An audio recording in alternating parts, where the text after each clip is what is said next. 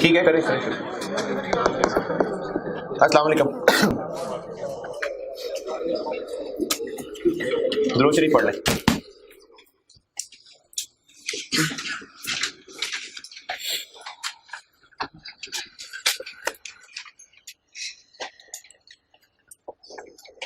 चलाना है इसी, नहीं चला तो हुआ है लेकिन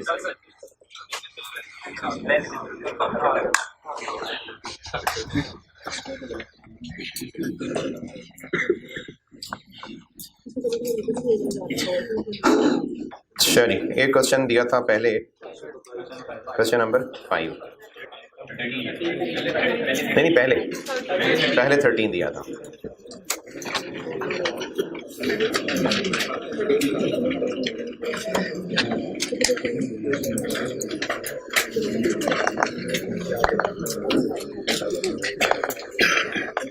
किया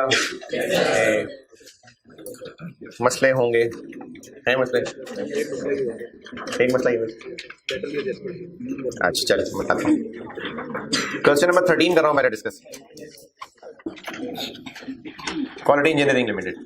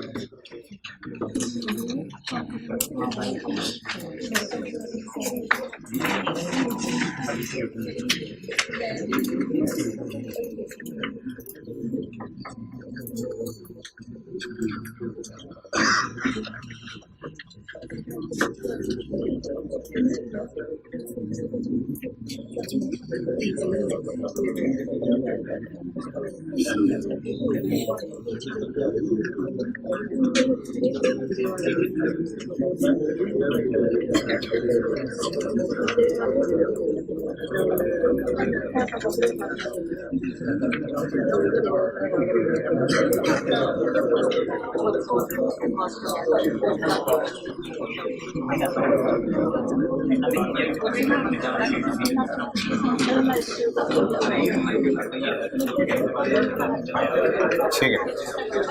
question number 13, profit before tax given था, डेप्रिसिएशन वो भी गिवन है, इंटरेस्ट एक्सपेंस भी गिवन है। बैड डेट आपको मैंने कहा था कि अगर आप मरने वाले हो जाते हैं तो आप बेशक डेटर्स नेट की मूवमेंट कर दें, लेकिन कोशिश करें कि थोड़ी सांसें चल रही हूँ आपकी, तो आप डेटर्स की पहली वाली ट्रीटमेंट करें, ये प्रेफर्ड है, प्रैक्टिकली यही इस्तेमाल होती है। प्रोविजन फॉर डाउटफुल डेट्स,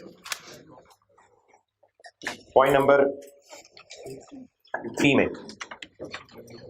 पिछले साल प्रोविजन थी 550, इस साल की प्रोविजन है 400 और राइट ऑफ है 200, तो यहां से बैड डेट एक्सपेंस निकलेगा 50।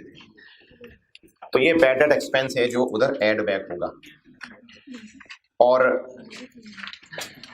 लेस होने वाली चीजों में एक इंटरेस्ट इनकम है। ये इन्वेस्टमेंट इनकम इंटरेस्ट इनकम एक ही बात है, क्योंकि इन्वेस्टमेंट इनकम हम इन्वेस्ट करते हैं तो हो रही, तो इंटरेस्ट भी यही है, तो इंटरेस्ट इनकम इन्वेस्टमेंट इनकम एक ही बात है। तो ये जो इन्वेस्टमेंट इनकम है ये वही इंटरेस्ट इनकम वाला काम है, तो ये लेस हो जाएगा। और मशीन बेचने पे प्रॉफिट हुआ है, ये पहले पॉइंट के सेकंड बुलेट पॉइंट से ही नजर आ रहा है। अच्छा, क्योंकि काफी सारे सवाल कर लिए और आपको लॉजिक भी बता दी, तो आप कुछ ध्यान रखने वाली चीजें ये हैं। ऑपरेटिंग एक्टिविटीज करते हुए, ऑपरेटिंग एक्टिविटीज आपके लिए इनकम्स एक्सपेंसेस सारे और करंट एसेट्स करंट लायबिलिटीज, ये मेन एरिया है जो इस्तेमाल हो रहा होगा। Cash flow from operating activities करते हुए इनकम स्टेटमेंट की चीजें और करंट एसेट्स और करंट लायबिलिटीज, मेनली ये एरिया इस्तेमाल हो रहा होगा, तो आपने इनको ध्यान से देखना है कि कुछ रह तो नहीं गया। इन्वेस्टिंग एक्टिविटीज सॉल्व करते हुए नॉन करंट एसेट्स इस्तेमाल कर रहे हो, बैलेंस शीट में नॉन करंट एसेट्स को देखना है ध्यान से, कुछ चीज रह तो नहीं गई। फॉर्मेट जरूर याद रखें, लेकिन सवाल में नॉन करंट एसेट्स को जरूर नजर मारें कि कुछ रह तो नहीं गया, और नॉन करंट एसेट्स के साथ साथ रीवैल्यूएशन सरप्लस को। दोबारा, cash flow from operating activities के लिए इनकम एक्सपेंसेस वाली चीजें और करंट एसेट्स और करंट लायबिलिटीज, इनका ज्यादा इस्तेमाल है। ये एक चेकलिस्ट समझ लें कि आप जब सवाल फॉर्मेट के मुताबिक कर रहे हो तो देखें सवाल में कुछ और तो नहीं जो रह गया हो, बैलेंस शीट में कोई नई चीज आई हो। इन्वेस्टिंग एक्टिविटीज के लिए non current assets, operating activities के लिए मैंने इनकम एक्सपेंसेस, करंट एसेट्स और करंट लायबिलिटीज, क्योंकि इसकी तो इंक्रीज डिक्रीज दिखानी होती है। ऑपरेटिंग एक्टिविटीज के लिए इनकम एक्सपेंसेस तो हैं, उसके अलावा करंट एसेट्स और करंट लायबिलिटीज, इन पे खास ध्यान रखना है। इन्वेस्टिंग एक्टिविटीज के लिए नॉन करंट एसेट्स, अभी और बता रहा हूं, non current assets, revaluation surplus और करंट एसेट्स में लिखा हुआ word investment, short term investment नहीं, बस वर्ड इन्वेस्टमेंट। दोबारा, इन्वेस्टिंग एक्टिविटीज के लिए non current assets, revaluation surplus और करंट एसेट्स में लिखा हुआ word investment, short term investment नहीं कह रहा, just word investment. Capital work in progress, तो वो तो नॉन करंट एसेट्स में आ रहा होता है ना।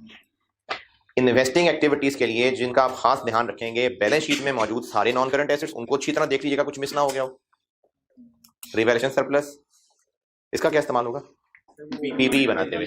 और करंट एसेट्स में नजर आ रहा हुआ इन्वेस्टमेंट का वर्ड, शॉर्ट टर्म इन्वेस्टमेंट नहीं, बस सादी इन्वेस्टमेंट नहीं, वो कोई वैसी इन्वेस्टमेंट की होगी, यानी जिसको लॉन्ग टर्म नहीं रखना चाह रहे होंगे, लेकिन वो शॉर्ट टर्म इन्वेस्टमेंट नहीं होगी। शॉर्ट टर्म इन्वेस्टमेंट जो कैश इक्विवेलेंट होती है वो बस 3 महीने वाली होती है, उसके लिए लफ्ज शॉर्ट टर्म इन्वेस्टमेंट का वर्ड होना जरूरी है। वैसे ही करंट एसेट्स में इन्वेस्टमेंट आ रहा है क्या, शॉर्ट टर्म इन्वेस्टमेंट जो हम cash equivalent short term investment लेते हैं वो 3 महीने वाली होती है, बस उससे ज्यादा देर की नहीं होती। इन्वेस्टिंग एक्टिविटीज के लिए non current assets, revaluation surplus और करंट एसेट्स में बेशक आती हुई सिर्फ सादी इन्वेस्टमेंट। और फाइनेंसिंग एक्टिविटीज के लिए equity, non current liabilities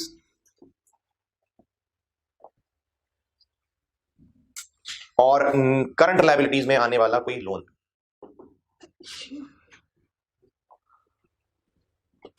equity, non current liabilities और करंट लायबिलिटीज में आने वाला लोन, बेशक वो करंट लायबिलिटीज में आ रहा है लेकिन वो लोन है, फाइनेंसिंग में आएगा। तो ये आप सवाल में एक इस चीज का ध्यान रखें कि बैलेंस शीट में से कुछ स्किप ना हो जाए।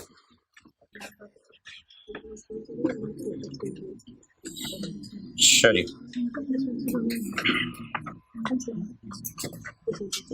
डेटर्स की इंक्रीज डिक्रीज बताता हूं। एक तो बैड डेट एक्सपेंस आ जाएगा 50, फिर डेटर्स की इंक्रीज डिक्रीज, क्लोजिंग मिलावट से पाक ग्रॉस डेटर्स।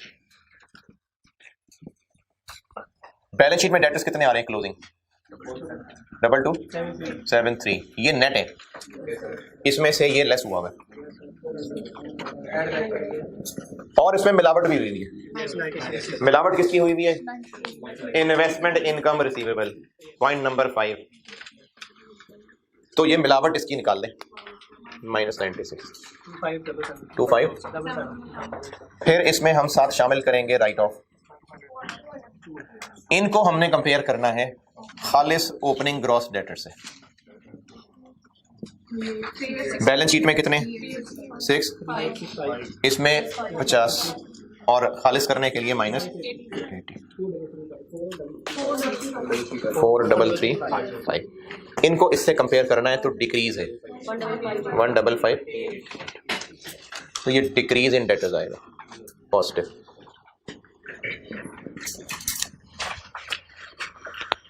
ये क्वेश्चन 13 में डेटर्स वाली बात। और करंट एसेट्स में इन्वेंट्रीज हैं, उसमें सिंपली डिफरेंस आ जाएगा। करंट लायबिलिटीज में ट्रेड एंड अदर पेबल्स हैं और इसमें मिलावट है। किस चीज की मिलावट है, इंटरेस्ट पेएबल की, पॉइंट नंबर 4। अब वो इंटरेस्ट कैसे है, लोन अमाउंट पे लगाएंगे रेट, 6000 पे लगाएंगे 10% इंटू 2 महीने, तो वो आ जाता है 100। इंटरेस्ट लोन लिया है इस साल, तो इसका बीडी तो पेबल का कोई नहीं है। इंटरेस्ट एक्सपेंस इनकम स्टेटमेंट से नजर आ रहा है 100 और क्लोजिंग इंटरेस्ट पेबल 6000, 10%, 2/12 100, तो पेड भी कुछ नहीं है। और ये जो 100 है ये उसने पेबल में मिला के दिया हुआ है, तो इसकी मिलावट हटा के बाकी की इंक्रीज डिक्रीज लेनी है।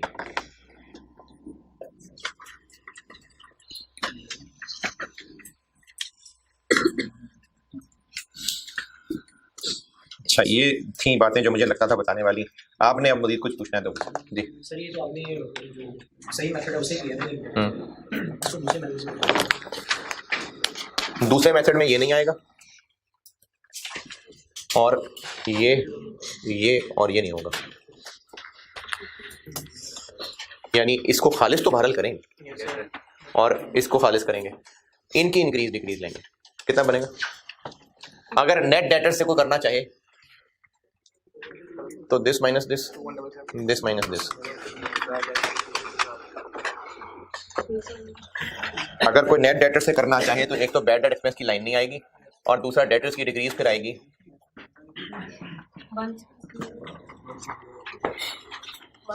163 होगा।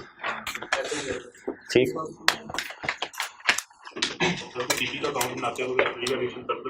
जी जी जी जी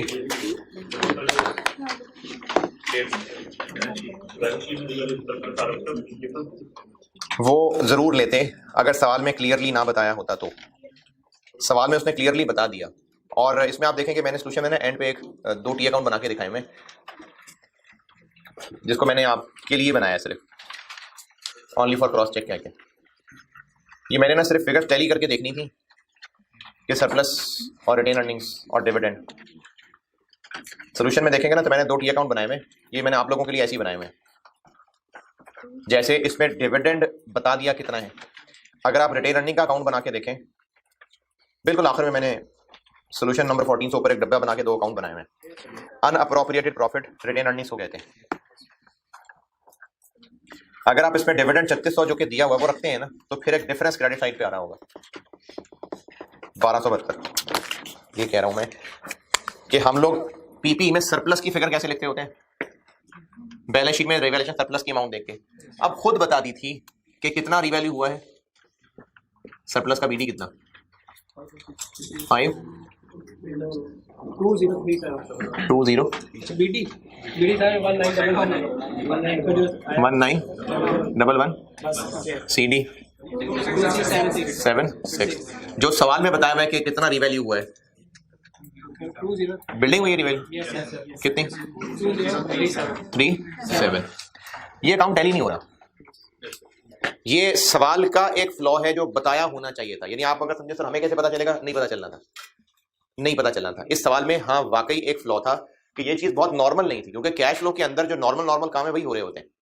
हम अकाउंट्स का डिफरेंस लेके बैलेंसिंग फिगर क्या अज्यूम करते हैं, जो उसका नॉर्मल बनता है, तो उसमें इस तरह की छुपी हुई बात नहीं रखनी चाहिए थी। तो मैंने इसलिए आपकी तसल्ली के लिए सिर्फ क्रॉस चेक के लिए 2 अकाउंट बना के दिखाए थे। रिटेन अर्निंग का बीडी 66 सीडी 10652, डिविडेंड दिया हुआ है सवाल में 36 और पैट 6283। ये भी टैली नहीं हो रहा।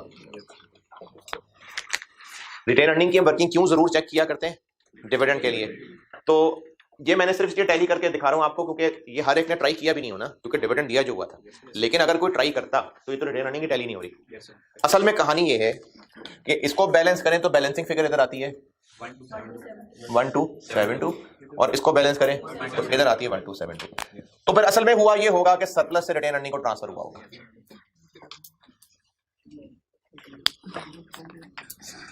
इसलिए दोनों में फर्क आ रहा है। सवाल आप जैसे फ्लो में कर रहे हैं वैसे ही करें। रिटेन अर्निंग का अकाउंट इसलिए बनाने की जरूरत नहीं पड़ी, यानी एक स्टूडेंट नॉर्मली जो सवाल कर रहा होगा उसने सवाल ये अकाउंट नहीं बनाया होगा। क्यों? क्योंकि डिविडेंड दिया हुआ है। हाँ, इसमें थोड़ा शायद वो उलझ सकता था कि सर ने कहा था सरप्लस का डिफरेंस लेना है, इसमें जरूर उलझा जा सकता है। हाँ, तो इसमें उलझे होंगे तो हाँ, ये सवाल वाले की एक गैर अखलाकी हरकत है कि इस तरह की एबनॉर्मल बात नहीं छुपा के रखनी चाहिए। इस पॉइंट के अलावा बाकी के सवाल को आप अगर सही सॉल्व कर रहे हैं तो आ गया क्या तो आपको। तो ये इसमें एक फजूल हरकत छुपी हुई थी, तो मैंने ये आपको दिखाने के लिए एक वर्किंग बना के दिखाई है जी।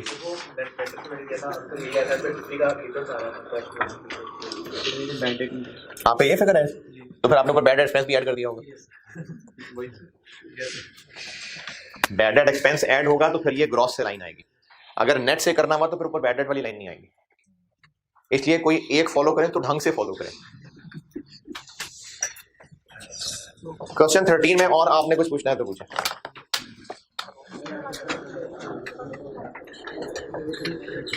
चले कुछ नहीं पूछना। जी जी देख लें।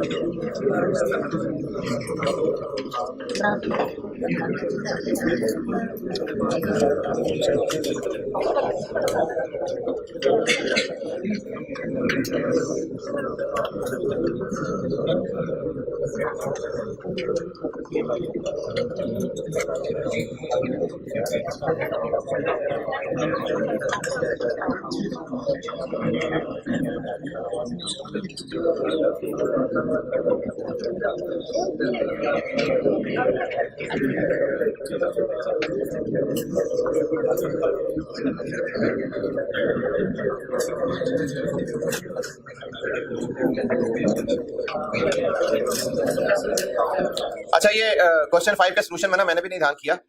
वो आईकैप के सोल्यूशन में एक चीज मुझे लगता है ये है कि शायद एग्जामिनर ने अपनी तरफ से डायरेक्ट मेथड से भी सॉल्व करके देखा होगा, इनडायरेक्ट मेथड से भी सॉल्व करके देखा होगा,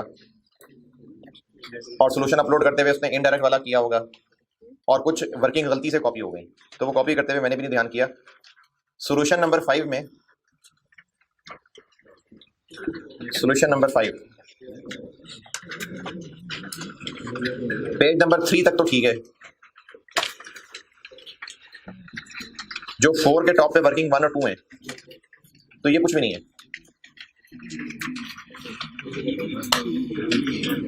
पेज 4 के टॉप पे जो वर्किंग 1 वर्किंग 2 है ये काट दें। ये कैश फ्लो मैंने कॉपी की तो मैंने तो खुद भी नहीं ध्यान किया कि नीचे वर्किंग भी गलत छिपी हुई है। बाकी कैश फ्लो ठीक था। ये मेरा अंदाजा ये है कि एग्जामिनर ने डायरेक्ट इनडायरेक्ट दोनों तरफ से सोल्यूशन बना के देखा होगा और वो कॉपी पेस्ट करते हुए कुछ गड़बड़ हो गई होगी। तो ये इसके सोल्यूशन में जो वर्किंग 1 वर्किंग 2 लिखा हुआ है कुछ नहीं है,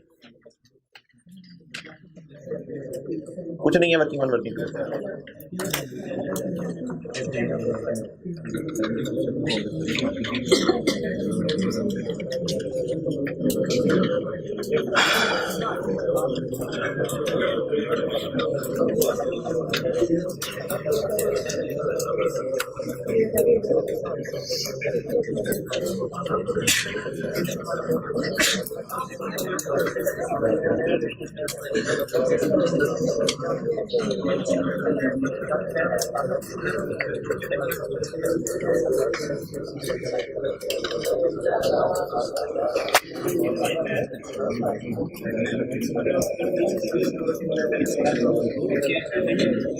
अच्छा ये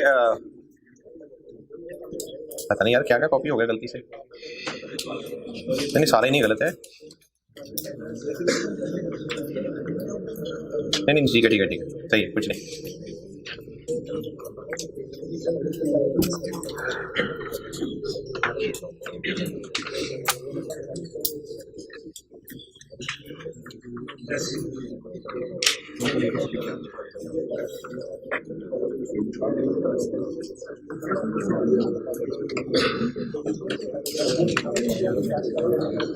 हाँ जी क्वेश्चन नंबर 5 किया।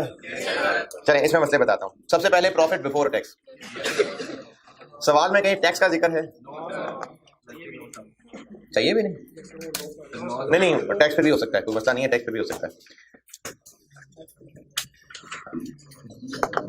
तो प्रॉफिट बिफोर टैक्स नहीं है। लॉस बिफोर इंटरेस्ट दिया हुआ है, तो प्रॉफिट ना सही चलो लॉस सही, और प्रॉफिट बिफोर टैक्स नहीं मिल रहा चलो प्रॉफिट बिफोर इंटरेस्ट से काम चला लें। नहीं, तो हमें जब प्रॉफिट बिफोर टैक्स नहीं पता तो एक दूसरा रास्ता भी होता है, हम रिटेन अर्निंग से आते हैं। Retain earnings. क्वेश्चन नंबर 5 कर रहा हूं डिस्कस। रिटेन अर्निंग्स का बीडी कितना? 315, सीडी 220। डिविडेंड है सवाल में जी, डिविडेंड है पॉइंट नंबर 1 10%। तो डिविडेंड 10% हो गया कितना? 50। अब इसको बैलेंस करें, इधर डेबिट साइड। ये इधर क्यों आ रहा है? क्योंकि लॉस है। इधर प्रॉफिट आता था ना, तो इधर है तो लॉस है।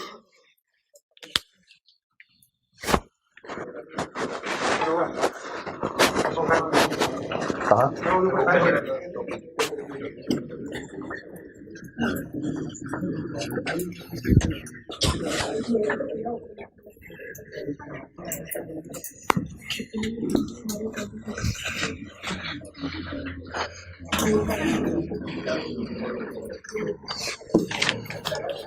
क्वेश्चन नंबर 5 कर रहा हूं डिस्कस। रिटेन अर्निंग से हमें यहां बैलेंसिंग फिगर लॉस की मिली है। अगर कितना प्रॉफिट होता है तो यहां आता है, इधर आ रहा है तो उसका मतलब लॉस है। लेकिन ये जो फिर लॉस बिफोर इंटरेस्ट 21 दिया हुआ, फिर ये 21 क्यों है? फिर ये 45 क्यों नहीं है? इंटरेस्ट इसमें से भी माइनस होना था, तो हमें इसलिए इनकम स्टेटमेंट से काम नहीं चल रहा था तो रिटेन अर्निंग से चलाया है। तो अब ये 45 है जिससे कैश फ्लो स्टार्ट होगा। और प्रॉफिट बिफोर टैक्स से शुरू करते थे, चूंकि लॉस है तो हम एज अ नेगेटिव शुरू करेंगे। नहीं, ये पैट है और चूंकि टैक्स नहीं है तो यही पीबीटी है। ये आफ्टर टैक्स चीज है, चूंकि टैक्स नहीं है तो फिर बिफोर टैक्स भी यही है। तो हम इसी से तो कैश फ्लो शुरू करते हैं। तो इसलिए इस 45 से कैश फ्लो स्टार्ट होगा, लेकिन वो एज अ नेगेटिव आएगा।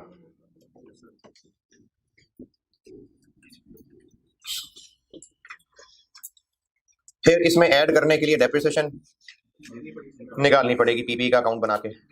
एक्यूमुलेटेड डेप्रिसिएशन अलग से है ना, तो फिर एक्यूमुलेटेड से निकालनी है डेप्रिसिएशन। एक्यूमुलेटेड से जब निकालेंगे तो इसमें आपको बीडीसीडी दिया हुआ है और पॉइंट नंबर 4 में डिस्पोजल वाले की कॉस्ट और बुक वैल्यू बताई हुई है, तो यहां से उसकी एक्यूमुलेटेड निकलेगी। तो एक्यूमुलेटेड का बीडी कितना? सीडी 262 है और ये 300 है। और डिस्पोजल वाले की आपको कॉस्ट और बुक वैल्यू पता है, उससे एक्यूमुलेटेड निकलेगी 40। तो यहां से डेप्शन आ जाएगी। तो ये इस तरह से डेप्रिसिएशन निकलेगी। और ऐड करने वाली क्या चीज है? Interest expense. देखें, सेल से पीबीआईटी तक पहुंचे और इसमें से क्या लेस करूं तो पीबीटी आ जाएगा? इंटरेस्ट। ये दिया हुआ है 21 नेगेटिव, ये निकाल चुके हम 45 नेगेटिव। तो ऐसा क्या माइनस हुआ था कि 45 हो गया? ये इंटरेस्ट एक्सपेंस, इंटरेस्ट एक्सपेंस है ना। नेगेटिव 21 सवाल में दिया हुआ है लॉस बिफोर इंटरेस्ट। तो कोई चीज जो बिफोर इंटरेस्ट है तो वो पीबीआईटी है। प्रॉफिट बिफोर इंटरेस्ट पीबीआईटी, तो पीबीआईटी गिवन है, ये हमने रिटेन अर्निंग से निकाला है, तो यहां से इंटरेस्ट निकलेगा।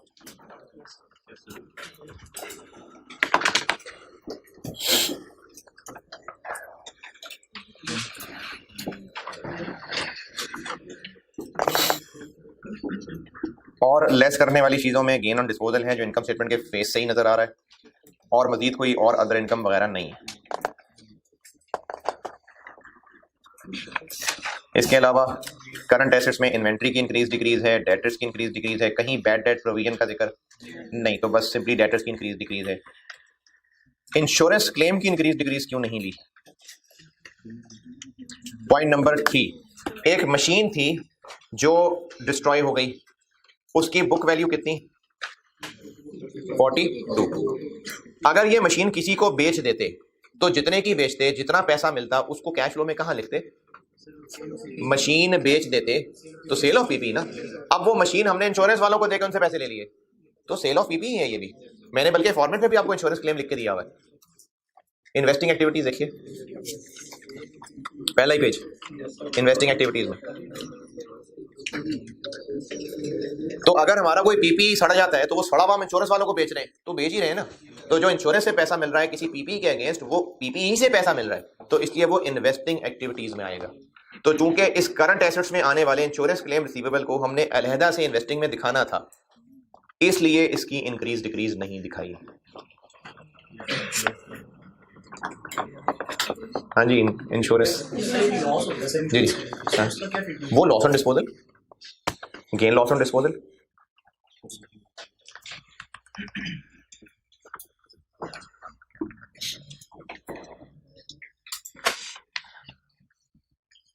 हमें इंश्योरेंस वालों से कितने पैसे मिल रहे हैं इस बात के?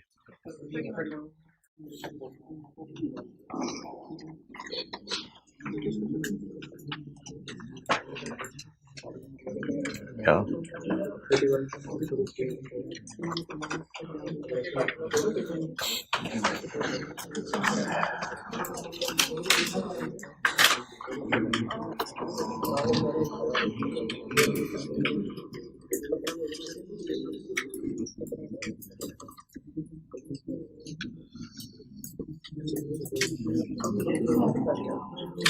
अच्छा, इसके गेन लॉस का कुछ नहीं किया क्योंकि वो पिछले साल का है। इस साल का होता तो वो लॉस ऑन डिस्पोजल होता ना।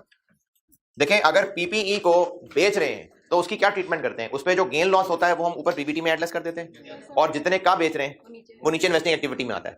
तो किसी को बेच रहे हैं बीपी या सड़ा हुआ इंश्योरेंस वाले लेके जा रहे हैं, तो वो बेचने जैसा ही ट्रीट होगा। तो उस पर जो गेन लॉस है वो ऊपर पीबीटी में एडलेस होगा, और जितना इंश्योरेंस वालों से पैसा मिल रहा है वो इन्वेस्टिंग एक्टिविटी में आएगा। इस सवाल में चूंकि ये लॉस बिल्कुल लॉस ही हुआ था, लेकिन वो लॉस पिछले साल हुआ था, तो वो पिछले साल की कैश फ्लो में जरूर पीबीटी में एड बैक हुआ होगा। पैसे इस साल मिल रहे हैं, तो ये वो जो पैसे मिल रहे हैं ये हम सिंपली वहां इन्वेस्टिंग में इनफ्लो दिखा देंगे। तो इसलिए इसके लॉस का कुछ नहीं किया।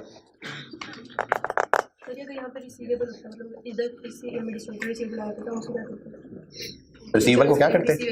हाँ, एक सवाल मैंने क्लास में किया था। 48 लाख का एक एसेट बेचा था जिसमें से 18 लाख अभी भी रिसीवेबल था, तो हमने रिसीट्स में बस 30 लाख दिखाया था। जितना रिसीव हुआ उतना दिखाया, यानी यही वाला काम इस सवाल में नहीं है। वैसे कह रहा हूं, अगर पिछले साल का भी काम कर रहे, पिछले साल की कैश फ्लो बनाते हुए क्या किया होता, ऊपर लॉस ऑन डिस्पोजल ऐड किया होता। कितना? नहीं यार, हाँ 11। पिछले साल की अगर कैश फ्लो बनाई होती तो ये 11 का लॉस हमने ऊपर पीबीटी में ऐड किया होता, और इन्वेस्टिंग में कितना कैश रिसीव दिखाया होता? कुछ भी नहीं, क्योंकि मिला ही नहीं था।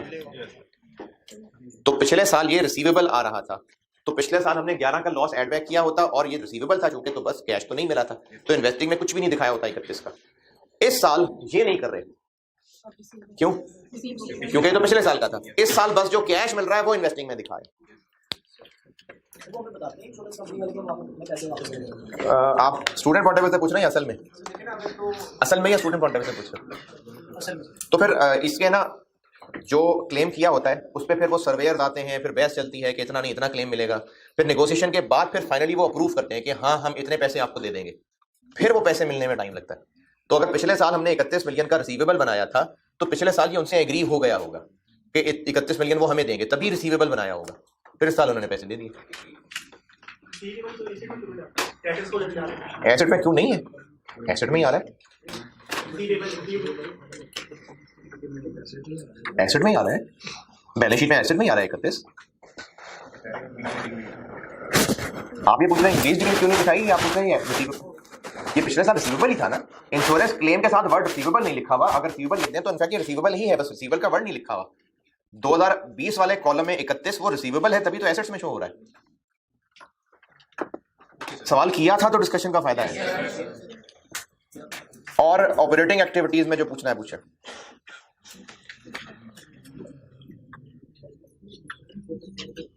ये पॉइंट नंबर 6, ये जो कल परसों बात कर रहा था, कल ही इनफैक्ट, कि अगर कोई पीपीई उधार पे खरीदा होता और उसका ट्रेड पेएबल्स में वो उधार छुपा हुआ होता, तो हम उसको निकाल के बाकी पेएबल की इंक्रीज डिक्रीज, तो ये कैपिटल वर्क इन प्रोग्रेस का एक उधार है 14 मिलियन जो पेएबल में आ रहा था, तो इसलिए क्लोजिंग पेएबल में से इसको निकाल के फिर इंक्रीज डिक्रीज लिया है। कल जब मैं आपको रीजन समझा रहा था। ऑपरेटिंग में और कोई एतराज? ऑपरेटिंग में और कोई एतराज? चले जी, इन्वेस्टिंग में अब हम जो टी अकाउंट बनाएंगे ऑपरेटिंग फिक्स्ड एसेट्स का, वो उनकी कॉस्ट को लेके चलना है, वो अब एक नेट बुक वैल्यू को नहीं लेके चलना।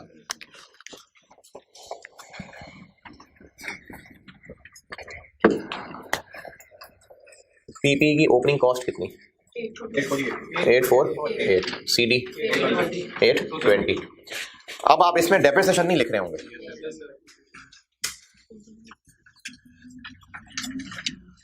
जो डिस्पोजल हुआ उसकी भी कॉस्ट लिख रहे होंगे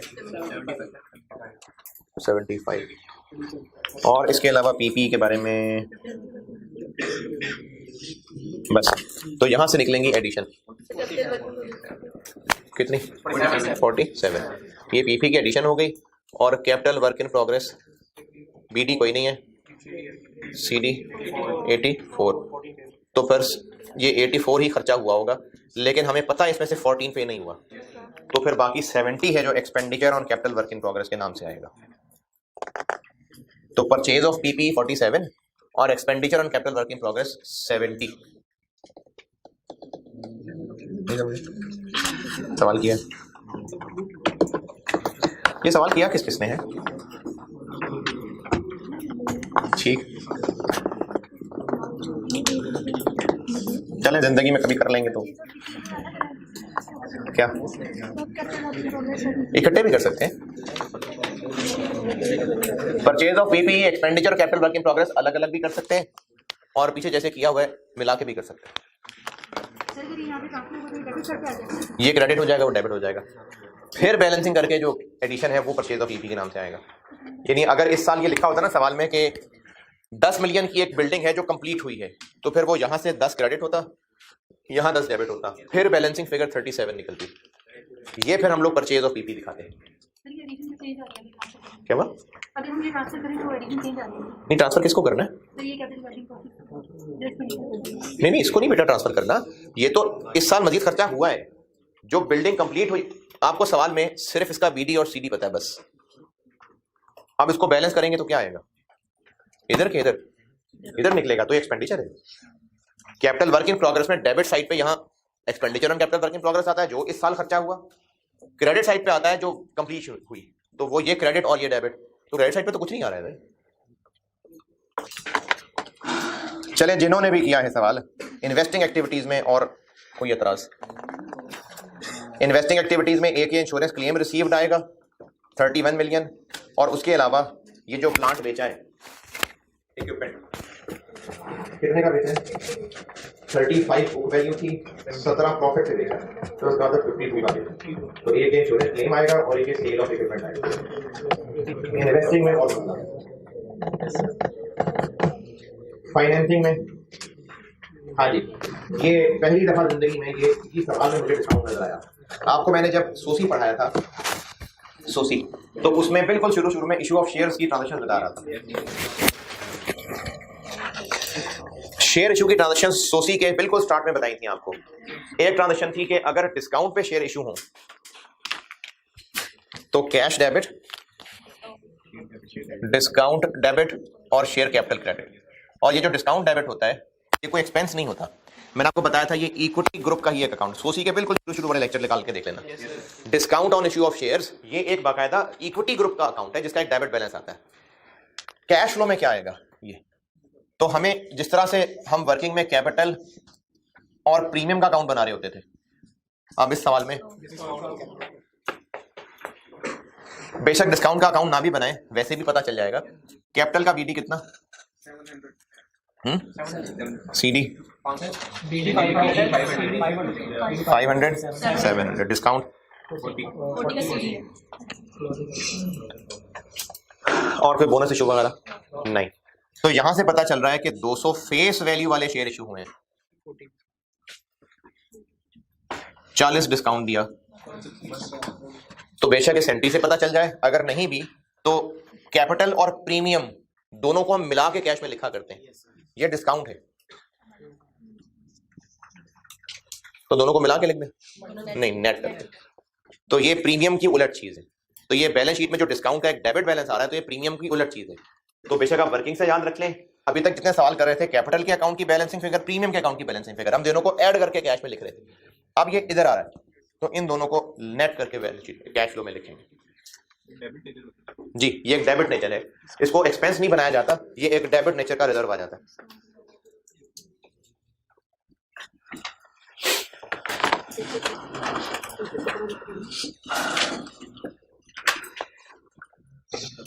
डिविडेंड पेड बताया हुआ है और लोन आपको नॉन करंट और करंट दोनों BDCD से पता चल जाएगा।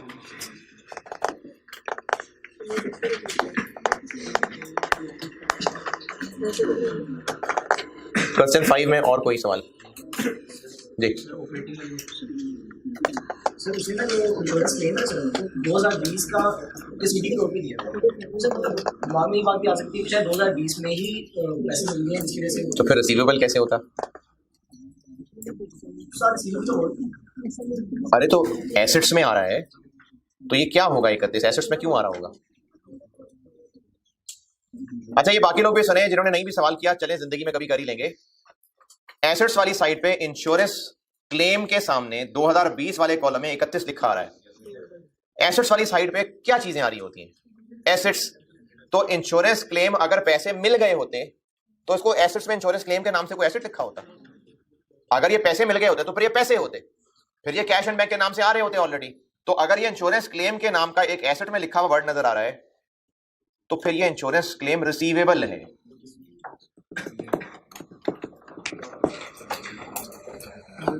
हाँ जी, और क्वेश्चन 5 में कोई एतराज? चले अब आपको ना मैं एक एरर वाला सवाल और कराता हूँ, बस कैश लो फिर बहुत है।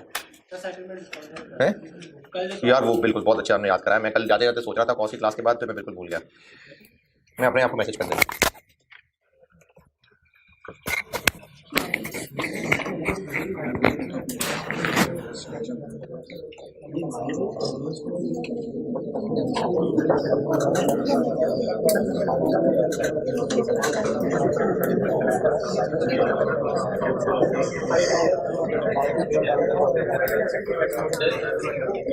अब ये एक एरर वाला क्वेश्चन करा रहा हूं, आप पढ़ लीजिए जी।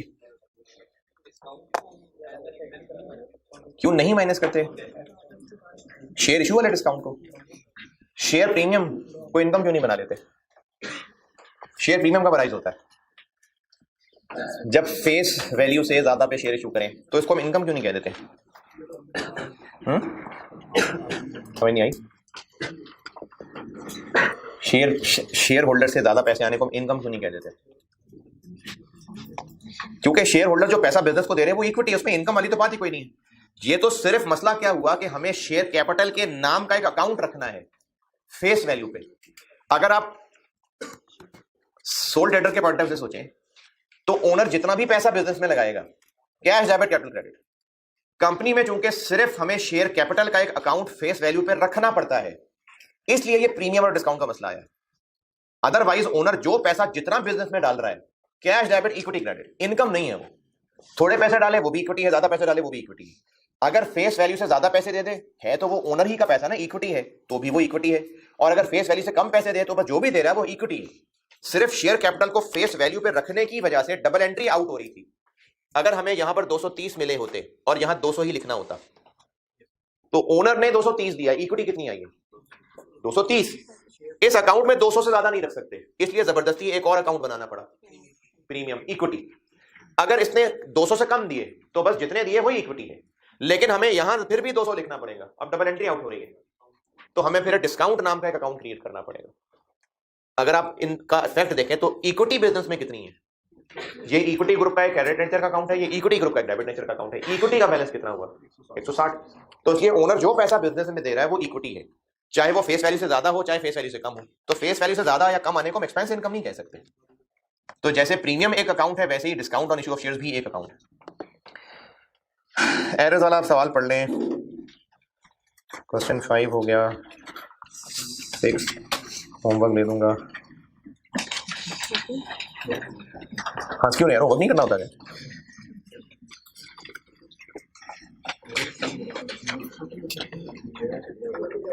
अच्छा 7 पे आए जरा, 7।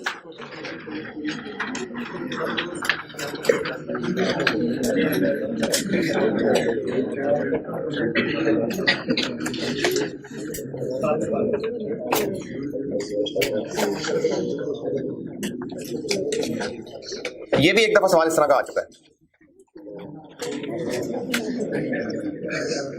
Question number 7। क्वेश्चन नंबर 7 में कुछ सवाल पूछे हैं और आपसे उनका मांगा है जवाब। अच्छा सवाल क्या पूछे हैं? पॉइंट नंबर 1, कि डेप्रिसिएशन तो कैश फ्लो नहीं होता, फिर कैश फ्लो में क्यों लिखते हैं? क्योंकि हम इनडायरेक्ट मेथड में हम cash flow profit before tax से स्टार्ट कर रहे होते हैं और उसको कैश जनरेटेड तक पहुंचाना होता है, इसलिए नॉन कैश आइटम्स को रिवर्स करते हैं। तो डेप्रिसिएशन एक नॉन कैश आइटम है, तो हम रिवर्स करने के लिए ऐड कर रहे होते हैं। तो अब जो आपको लॉजिक सिखाई थी तो उस पर उन्होंने 8 नंबर का सवाल पूछा। पॉइंट नंबर 2, वो कह रहे हैं कि जी आप जो इंटरेस्ट पेड है वो दिखा रहे हैं ऑपरेटिंग एक्टिविटी में, जबकि आपका कंपैरेटर वो दिखा रहा है फाइनेंसिंग में, तो क्या ये खुला तदाद नहीं? हाँ जी, क्या जवाब है? IAS 7 दोनों अलाउ करता है। IAS 7 अलाउ करता है कि इंटरेस्ट पेड चाहे तो फाइनेंसिंग में दिखा दें, इंटरेस्ट पेड चाहे तो ऑपरेटिंग में दिखा दें, तो इसलिए ये भी ठीक है, हम भी ठीक है। पॉइंट नंबर 3, वो कह रहे हैं जी कि इन्वेंट्रीज खरीदी थी, पूरा साल ही खरीदी हैं, लेकिन कैश फ्लो में पूरी परचेजेस नहीं आ रही, सिर्फ डिक्रीज इन इन्वेंट्री आ रही है। पॉइंट नंबर 3 कह रहा है कि पूरा साल परचेजेस करते रहे तो कैश फ्लो पे पूरी परचेजेस दिखा देते, सिर्फ डिक्रीज इन इन्वेंट्री क्यों दिखा रहे? तो हमने प्रॉफिट बिफोर टैक्स, जिसमें already cost of sale charge हुई है, उसमें वर्किंग कैपिटल चेंजेस सिर्फ इसलिए की जाती हैं ताकि वो उस प्रॉफिट की फिगर को कैश में कन्वर्ट कर दे। तो इसलिए इन्वेंट्री की सिर्फ हम डिक्रीज या इंक्रीज दिखाते हैं ताकि ऊपर जो कॉस्ट ऑफ सेल है वो उसको परचेजेस में कन्वर्ट करे। और वैसे तो यहाँ जिक्र नहीं है, लेकिन पूरा करने के लिए, और फिर क्रेडिटर की इंक्रीज डिक्रीज उसको इवेंचुअली पेमेंट में कन्वर्ट कर दे। और पॉइंट नंबर 4,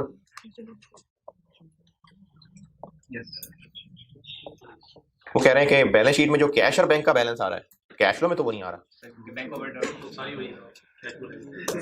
नहीं नहीं नहीं नहीं नहीं, हाँ जी, कैश फ्लो का जो स्टार्ट और एंड का बैलेंस है वो बैलेंस शीट के अंदर कैश एंड बैंक के नाम से क्यों लिखा नहीं आ रहा? क्योंकि कैश एंड कैश इक्विवेलेंट्स हम ले रहे होते हैं, शॉर्ट टर्म इन्वेस्टमेंट्स भी हो सकती हैं। वो तो चलो बैंक में आ ही गया ना, लेकिन ठीक है, बैंक ओवरड्राफ्ट भी जवाब हो सकता है। तो ये इस बात के 8 नंबर हैं। अगर आपने चीजें कॉन्सेप्चुअली भी सीखी हुई हैं तो इसका जवाब फिर ये 5 मिनट में होने वाला जवाब। अच्छा, अभी आप पढ़ लीजिए। मैं अगर आपको सारे क्वेश्चन गिना दूं, क्वेश्चन 5 लेटेस्ट था, हो गया डिस्कस। क्वेश्चन 6 आपका होमवर्क है। क्वेश्चन 7 अभी कर लिया। क्वेश्चन 8 हम कर चुके हैं। क्वेश्चन 9 ये जिंदगी में कभी दिल करे तो कर लेना। क्वेश्चन 10 हम कर चुके। क्वेश्चन 11 भी कर चुके। क्वेश्चन 12 अभी करा रहा हूँ, ये एरर वाला सवाल है। तो उसके अलावा अब जो सवाल इसमें कोई रह जाएंगे वो आपका जब कभी दिल करे तो कर लेना। अभी आप पढ़ लीजिए, कौन सा बोला? 12 पढ़ लें अभी। क्वेश्चन नंबर 12 पढ़ लीजिए। कोशिश करता हूं पूरा करने की, हो जाए शायद, लेकिन नहीं भी तो कम से कम जो उसमें मेन चीज बतानी थी वो डिस्कस हो सकेगी। आप पढ़ लीजिए, सवाल मैं करता हूं।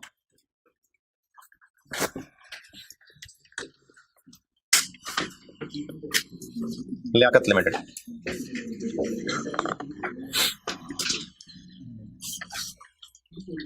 जी, फ्री होल्ड लैंड कहते हैं जो हमारी लैंड है। फ्री होल्ड का मतलब होता है हमारा ही हक है इस पे। एक चीज होती है लीज होल्ड लैंड, उसका कॉन्सेप्ट ये होता है कि हमने किसी दर से गवर्नमेंट से जमीन खरीदनी थी। गवर्नमेंट ने कहा जमीन तो हम तुम्हें बेच रहे हैं, लेकिन ये हमेशा के लिए नहीं है, 20 साल बाद हम ये जमीन वापस ले लेंगे तुमसे। तो उसके पैसे दिए गए होते हैं, बकायदा एसेट होता है वो, लेकिन बस 20 साल तक वो जमीन हमारे पास होती है, तो उसको लीज होल्ड लैंड कहते हैं। तो फ्री होल्ड लैंड का मतलब है हमारी बस, है जी, हाँ, तो वो लीज होल्ड कहलाती है। होता वो हमारा एसेट ही है, लेकिन बस उसको लीज होल्ड लैंड कह रहे होते हैं।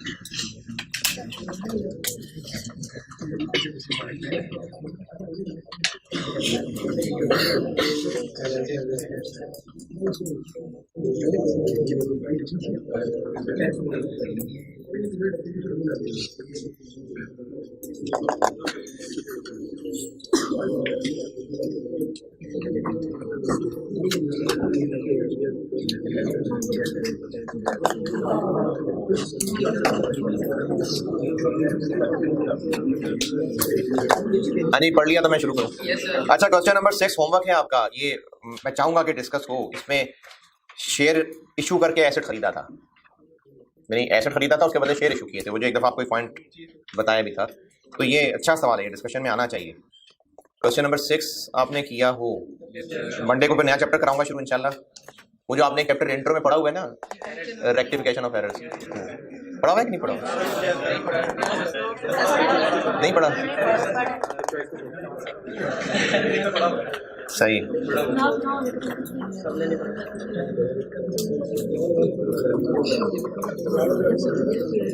बुक्स ऑफ प्राइम एंट्री पढ़ी? Sales day book, purchase day book, sales journal, in fact control accounts.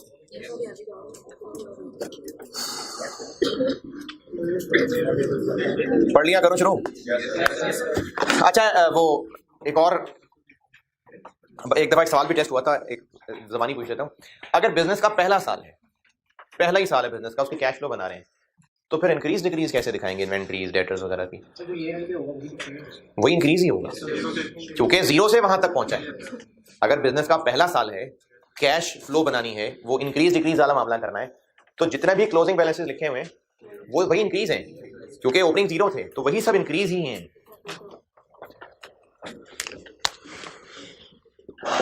Question 12 ये है स्प्रिंग 17। क्या नाम है कंपनी का? लियाकत UAT, ऐसे ही कुछ है, पता नहीं, लिमिटेड। और कैश फ्लो बनानी है किस साल की?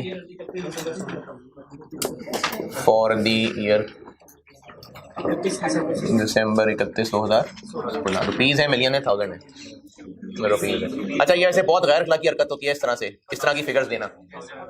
नहीं, थाउजेंड्स में नहीं, ये टूटी फूटी फिगर्स है ना, 628452, ये बहुत गैर अखलाकी हरकत होती है। ये पूरी पूरी फिगर लिखनी पड़ी होती है, जितनी बड़ी फिगर्स होंगी उतनी बार कैलकुलेटर पे लिखनी पड़ेंगी, तो ये गैर अखलाकी हरकत होती है। बहरहाल चले, हो गया सो हो गया। Cash flow from operating activities. अच्छा, इसमें मेन जो चीज सिखानी है आपको, पूरा नहीं भी हो सका तो एरर्स हैं सवाल में, तो उसका फर्क सिर्फ इतना पड़ेगा कि होते रहे एरर्स, हमने सही फिगर सामने लानी। जो एरर्स हैं हमने ठीक करके ही सामने लाना है उनको। जैसे एरर्स इस वक्त जो हुए हैं, पॉइंट नंबर 1, एक एरर तो ये हुआ कि जो इंश्योरेंस क्लेम मिला था वो एक्यूमुलेटेड डेप्रिसिएशन के अकाउंट में क्रेडिट कर दिया। पॉइंट नंबर 1 टेबल के नीचे दूसरा sentence, the amount of insurance claim received amounting to ₹30,000 was erroneously credited to accumulated depreciation. इसका असर क्या पड़ा समझाता हूं। जब एक एसेट डिस्पोज ऑफ होगा, क्योंकि बिल्कुल जाया हो गया, खराब होगा, तो उसकी एंट्रीज क्या क्या होंगी? एक्यूमुलेटेड डेप्रिसिएशन डेबिट हो जाएगी और एसेट क्रेडिट हो जाएगा। किस अमाउंट से? कॉस्ट से, और ये तो एक्यूमुलेटेड डेप्रिसिएशन से। और जो कैश आएगा वो इधर डेबिट हो जाएगा, जितना भी मिलेगा, और फिर इस पे जो डिफरेंस है वो प्रॉफिट या लॉस होगा। और अगर कुछ भी पैसे नहीं मिले तो फिर सारा लॉस है। अगर ये लेट्स से नहीं, बल्कि लेट्स से क्या फिगर भी ले लेता हूं।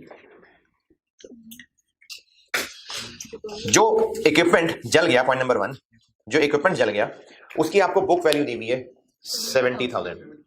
ये कहां दी है? बुक वैल्यू तो नहीं दी, ये तो लॉस है। वो कह रहे हैं जी कि जो लॉस है इनफैक्ट वो उसकी WDV ही है। अच्छा, सवाल में आपको WDVs गिवन है, एक्यूमुलेटेड डेप्रिसिएशन का बेशक अकाउंट उसने जिक्र कर दिया, लेकिन गिवन ही WDVs है। मैं ऐसे ही खुद से एक वैल्यू बना रहा हूं, मैं ऐसे खुद ही कह रहा हूं कि इसकी कॉस्ट 170 थी और एक्यूमुलेटेड 1 लाख थी, ये मैंने ऐसी खुद ही बना लिया, तो बुक वैल्यू क्या बनी? 70। एरर ये हुआ कि जब इस सड़े हुए एसेट के बदले कुछ इंश्योरेंस क्लेम मिला था, तो हमने उस क्लेम को फिलहाल अलग रखा और कहा 70,000 लॉस ऑन डिस्पोजल है। ये एंट्री हो गई। उसके बाद जब इंश्योरेंस से पैसे मिल गए तो कैश डेबिट किया और एक्यूमुलेटेड डेप्रिसिएशन को क्रेडिट कर दिया।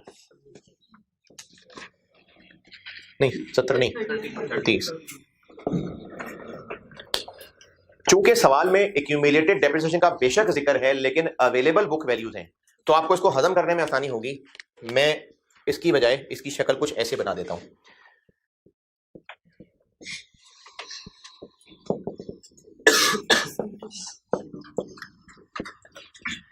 और जब पैसे मिले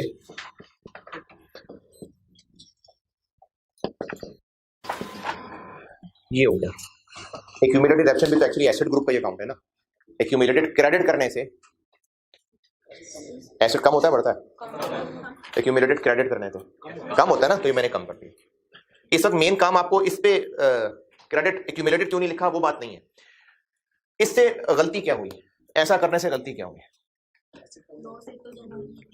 इससे गलती ये हुई, बल्कि सही ट्रांजेक्शन क्या होनी चाहिए थी? चले, कैश डेबिट 30,000, एसेट क्रेडिट 70 और लॉस इनफैक्ट बस 40 होना चाहिए था।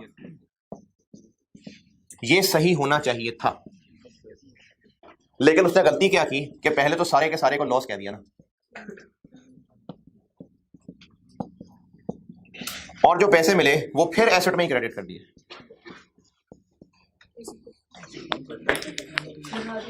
तो एरर क्या हुआ?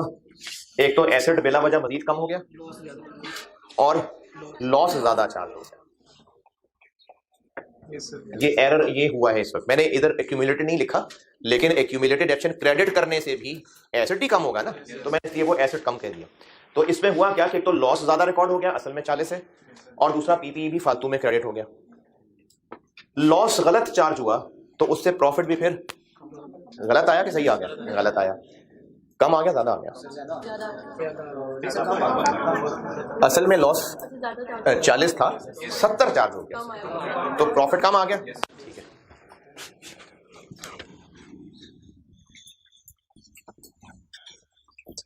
तो जो सवाल में प्रॉफिट बिफोर टैक्स दिया हुआ है, हम उससे कैश फ्लो जरूर शुरू करते, लेकिन वो गलत है, तो हम उसको सही करके फिर शुरू करेंगे। तो पीबीटी गलत वाला कितना है? 1525948। तो एक तो ये 30,000 की गलती है, क्या करूं? और एक और एरर ये है कि पॉइंट नंबर 2, बिल्डिंग रिपेयर कराई थी, उसको हमने बिल्डिंग में ही डेबिट कर दिया, तो फिर एक्सपेंस रिकॉर्ड नहीं किया। सही करना है तो प्रॉफिट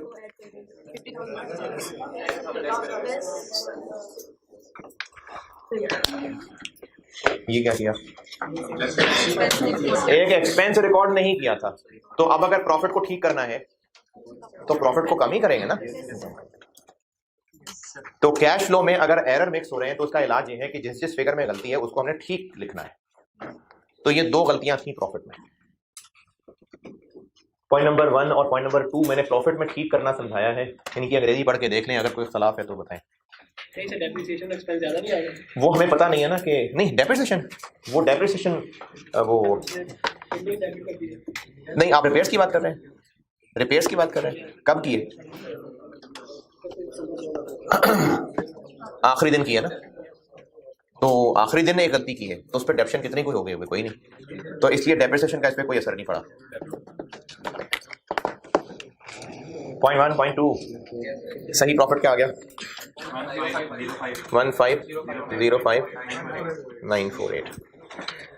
ऐड करने वाली क्या क्या चीजें हैं? डेप्रिसिएशन दी हुई है, बिल्कुल बैलेंस शीट के नीचे दी हुई है। डेप्रिसिएशन 932500।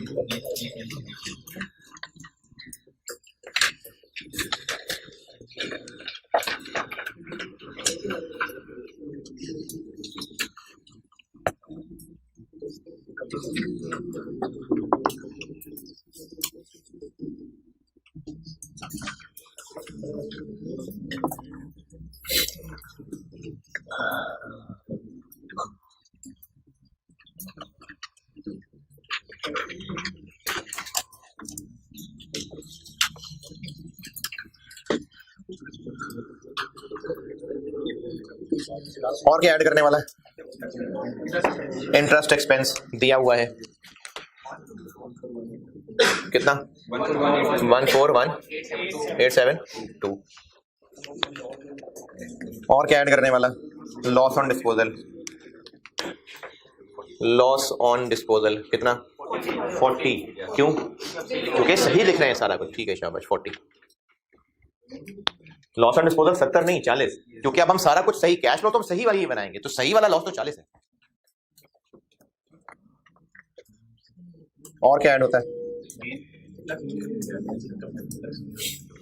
कोई रिवैल्यूएशन वगैरह कुछ नहीं है। ठीक है, लेस वाले में आ जाते हैं। गेन, गेन ऑन डिस्पोजल कितना? 9860।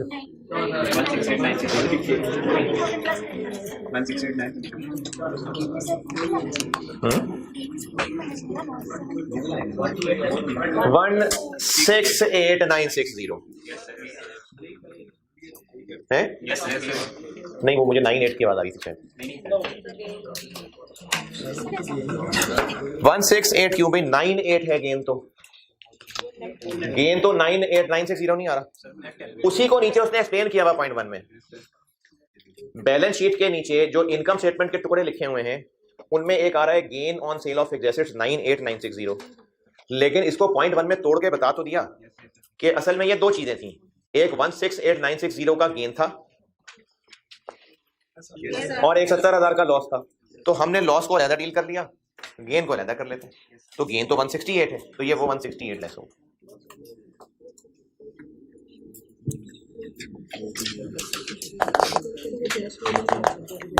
गेन यार बड़े माठे माठे से ही लग रहे हैं। आसान नहीं है। कैश फ्लो मुश्किल है। कैश फ्लो मुश्किल है।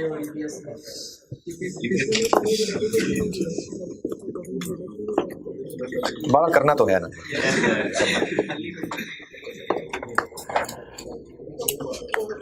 लॉस एंड डिस्पोजल आ गया समझ?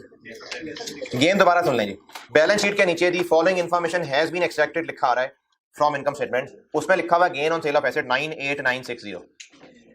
अगर पॉइंट नंबर 1 में मजीद डिटेल ना बताई होती तो फिर ठीक है, यही गेन ऑन डिस्पोजल होता। लेकिन पॉइंट नंबर 1 में बता दिया कि ये 98 की फिगर बनी असल में कैसे।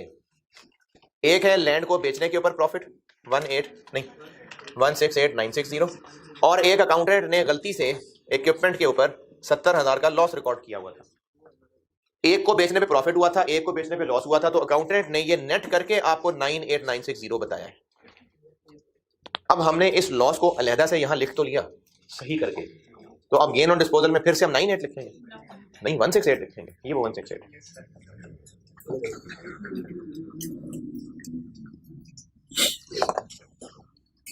और क्या लेस होता है?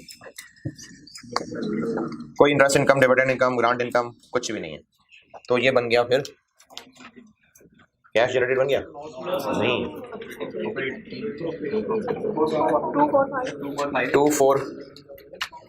245,1360। इसमें करते हैं अब इंक्रीज और डिक्रीज। करंट एसेट्स में क्या क्या है? अब जिसको करंट एसेट की हेडिंग नहीं मिल रही तो घूमता रहेगा सर करंट एसेट्स कहाँ है? Inventory, free hold land, building, vehicle, equipment, capital work in progress, long term deposits. ये तो बहरहाल करंट नहीं है। तो अब इसके बाद वाले जो 3 है फिर यही करंट है। इन्वेंट्री बढ़ रही है कम हो रही है? बढ़ रही है। Increase in inventory.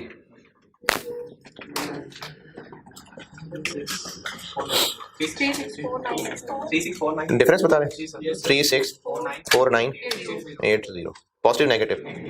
Negative. Account receivable, कोई प्रोविजन फॉर डाउटफुल डेट वगैरह नहीं, कोई मिलावट नहीं, तो इनको देख के ही नजर आ रहा है कि ये इंक्रीज है।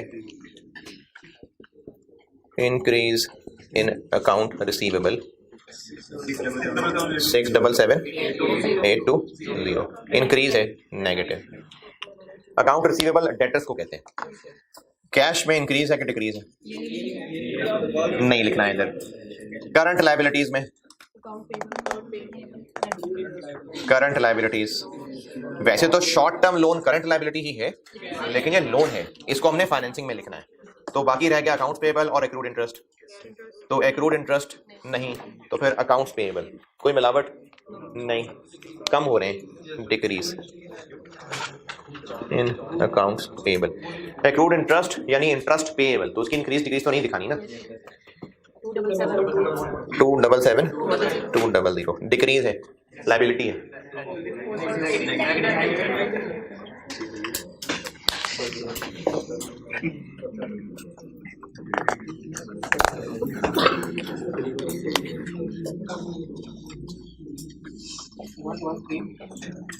चले इसकी ना ये ऑपरेटिंग तो हो गया पूरा, इन्वेस्टिंग मैंने ही समझानी है, तो ये बस पूरा करके और क्वेश्चन 6 दिया है, ये डिस्कस करना बहुत जरूरी है। क्वेश्चन 6 करना है जरूर। अभी भी बस मैं एक लाइन रह गई, ऑपरेटिंग एक्टिविटी कर रहा हूँ पूरा, इसको पूरा करके क्वेश्चन 6 डिस्कस करके बस कैश फ्लो बहुत है, मेरी तरफ से बहुत है कैश फ्लो, वाकई बहुत है। ये क्या बना?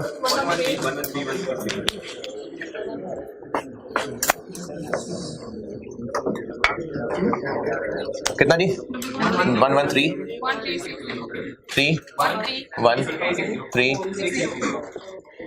ये क्या चीज है? Cash generated from operations. Tax paid, tax है ही नहीं। इंटरेस्ट पेड,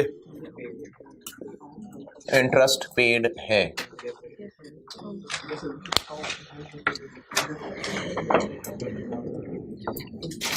इंटरेस्ट एक्सपेंस भी है और ओपनिंग क्लोजिंग का पेएबल भी है।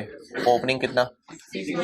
69 633 क्लोजिंग 105 और एक्सपेंस 141। पेड आ जाएगा 632। डिविडेंड रिसीव्ड, इंटरेस्ट रिसीव्ड नहीं।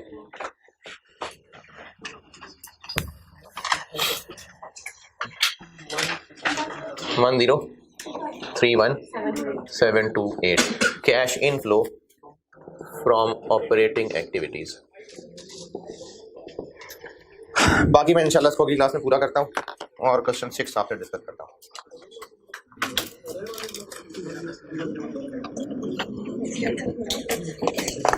ठीक है जी, अल्लाह हाफ़िज़।